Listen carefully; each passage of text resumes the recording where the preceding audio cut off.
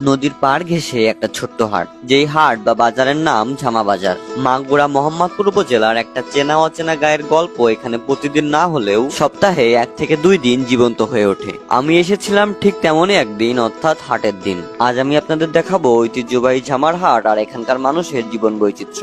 আকাশের সূর্য ঠিক যখন হেলতে শুরু করে তখনই শুরু হয় মানুষের আনাগোনা। চারিদিক থেকে মানুষ আসতে শুরু করে, কারো হাতে ঝুড়ি, কারো মাথায় পণ্য, আবার কেউ এসেছেন প্রিয়জনের সাথে দেখা পাওয়ার অপেক্ষায়। এখানকার বাজার শুধু কেনা বেচার মধ্যেই সীমাবদ্ধ নয়, এখানকার বাজার মানে আলাদা মিলন মেলা। আর এই ঝামা বাজারের সব থেকে সুন্দর দিক হচ্ছে এই বাজারটা একদম নদীর পাড়ে। মধুমতির জল ঠিক যেন বাজারের গায়ে এসে ঢেউ তোলে। আপনার এখানে কিছুক্ষণ দাঁড়িয়ে থাকলে মনে হবে এই নদীটাও যেন এখানকার হাট দেখতে এসেছে। আর ঠিক নদীর ওই পারের গ্রামটার নাম চরঝামা। সেখান থেকেও মানুষ আসছে নৌকা করে, ট্রলার ভরে পেরিয়ে আসছে পরিবার, চাষা, বিক্রেতা, শিশু, বৃদ্ধ সবাই।